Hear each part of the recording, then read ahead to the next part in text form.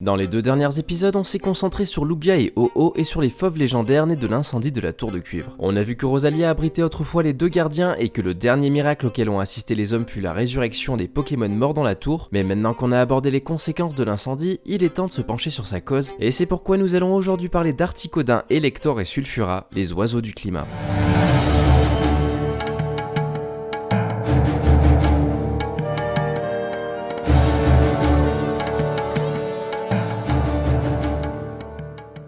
Les trois oiseaux sont les premiers Pokémon de la licence à apparaître comme légendaires. Pour la peine, on pourrait croire qu'ils ont un rôle moins important, mais ce n'est pas le cas. C'est même le contraire puisqu'ils ont pour fonction de réguler le climat et tout déséquilibre au sein du trio pourrait provoquer une catastrophe naturelle. Et par climat, j'entends à la fois le climat terrestre et le climat marin puisque les deux sont étroitement liés. Les oiseaux ont donc un rôle majeur que l'on développera dans la seconde partie. Articodin est de type glace-vol et mesure 1m70 pour 55,40 kg. Elector est quant à lui de type électrique-vol et mesure 1m60 pour 52,60 kg. Et Sulfura est le plus grand d'entre eux avec ses 2 mètres et ses 60 kg. Avant de continuer, j'aimerais aborder un point important pour la suite. A l'instar de Suicune du trio des fauves légendaires, un des oiseaux a un rôle plus important que les autres, il s'agit d'Elector. Cependant, ce n'est pas quelque chose de mentionné directement dans les jeux, mais plusieurs éléments peuvent le suggérer. Tout commence par les représentations. Articodin est l'allégorie de l'air froid tandis que Sulfura est celle de l'air chaud. Mais qu'en est-il d'Elector? Eh bien, il représente l'orage qui naît de la rencontre entre ces airs chauds et froids, et est donc mis en avant sur ce premier point. Ensuite, sur le plan élémentaire, un seul oiseau a l'avantage sur ses deux confrères, et il s'agit toujours d'Elector grâce à son type électrique. Pour finir, les trois Pokémon apparaissent dans la première génération qui est composée des versions rouge, bleu et jaune. Elles sont représentées par Dracofeu, Tortank et Pikachu, mais les couleurs des versions correspondent également au trio des oiseaux. Si Game Freak avait d'ores et déjà décidé de mettre en avant les légendaires comme elle l'a fait pour les futures générations, Elector correspondrait à la version jaune qui, à l'instar de la version cristal, est complémentaire aux deux autres. Les trois Pokémon ont une description très basique et vous verrez qu'il en sera de même pour leur nom japonais. Cela s'explique de plusieurs manières. D'abord parce que ce sont les premiers légendaires et ils ne pouvaient donc pas posséder une représentation trop complexe, mais aussi parce que les oiseaux correspondent à trois éléments naturels, le feu, la glace et l'électricité. Ainsi, Articodin est décrit comme Pokémon glaciaire, Elector comme Pokémon électrique et Sulfura comme Pokémon flamme. Leur nom français n'a quasiment rien à voir avec leur nom japonais. On a pris beaucoup de liberté pour les nommer en prenant soin de leur ajouter un côté divin. C'est pourquoi Articodin vient de Arctique et de Odin, dieu principal de la mythologie nordique, Elector vient de électrique et de Thor, dieu du tonnerre de cette même mythologie, et Sulfura vient de sulfure et de Ra, dieu solaire de la mythologie égyptienne. Pour le coup, leur nom japonais est beaucoup plus simple et révèle leur élément. On a donc droit à Freezer pour Articodin, Thunder pour Elector et Fire pour Sulfura, ce qui fera donc référence au gel, au tonnerre et au feu. Les trois oiseaux sont inspirés de créatures légendaires provenant de diverses mythologies. Pour Articodin, il s'agit du roc de la mythologie persane, qui est un immense oiseau à la force colossale, trouvable dans les contes des Mille et une Nuits et notamment dans l'histoire de Simbad le marin. Elector est quant à lui inspiré de l'oiseau tonnerre de la mythologie amérindienne. C'est une créature à la puissance surnaturelle et généralement représentée en haut des totems. Elle serait à l'origine de la pluie et des orages et serait à la fois craint et respecté afin d'éviter son courroux. Quant à Sulfura, il est inspiré de l'oiseau de feu de la mythologie slave. C'est une créature parée de plumes rougeoyantes et venue d'une terre lointaine et représenterait à la fois une bénédiction et une malédiction pour celui qui réussirait à la capturer. On va maintenant voir en détail pourquoi ces Pokémon existent et quel est leur véritable rôle. Et pour ça, il va falloir remonter un peu dans le temps, puisqu'aussi bizarre que ça puisse paraître, les trois oiseaux apparurent avant Lugia et Ho-Oh.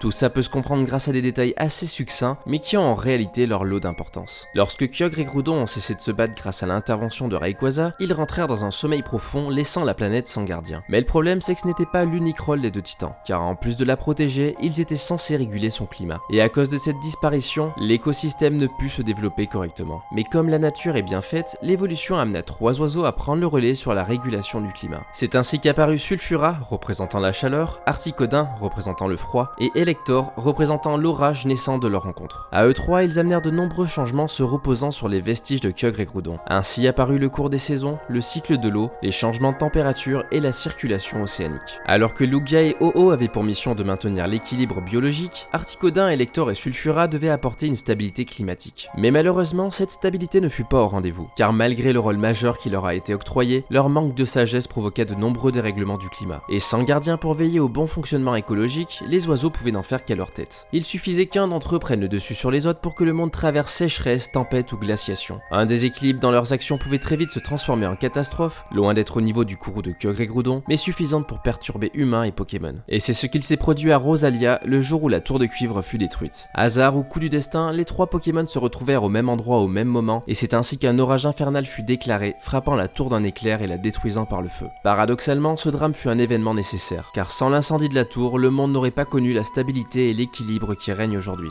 La raison est simple, l'incident a permis aux gardiens de la planète et aux forces de la nature de se rassembler. Ils sont tous nés pour remplacer Kyogre et Groudon, mais leurs rôles ont été séparés pour ne pas connaître un désastre similaire au fléau des titans. Ainsi, pendant que Ho-Oh ressuscitait les 3 Pokémon morts dans la tour, Lugia chassait les oiseaux ayant provoqué l'incendie. Et c'est de cette manière qu'ils obtinrent chacun un trio sous leur garde. Après ça, alors que Ho-Oh recommença à survoler le monde en gardant un œil sur les fauves légendaires, Lugia plongea au fond des abysses, communiquant de manière télépathique avec les oiseaux. De par leur rapport de force, Articodin, Elector et Sulfura respectaient leur tuteur, car ils savaient que la moindre perturbation de leur part réveillerait Lugia, bien déterminé à maintenir l'ordre et l'équilibre. Il y a une raison très simple expliquant pourquoi Lugia s'est logé au fond de l'océan et comment il ressent les perturbations dues aux oiseaux. Articodin, Elector et Sulfura ont pour rôle de réguler le climat, mais il ne faut pas oublier que le climat terrestre est lié au climat marin. C'est-à-dire que s'il devait y avoir le moindre changement anormal lié à eux, Lugia le ressentirait immédiatement dans l'océan. C'est de cette manière qu'il peut les surveiller tout en restant caché. Dans la version rouge, bleu et jaune, vous trouverez les oiseaux dans 3 endroits bien distincts. Tandis qu'Articodin se cache dans les îles Écume, Elector est trouvable dans la centrale électrique et Sulfura sur la route Victoire. Et voilà, cette vidéo est à présent terminée, j'espère qu'elle vous aura plu et que vous aurez appris des choses sur ces oiseaux. N'hésitez pas à vous abonner, à liker et à partager la vidéo. Vous pouvez également me suivre sur les réseaux sociaux ou me soutenir sur Tipeee. En tout cas, moi je vous dis à la prochaine, ciao.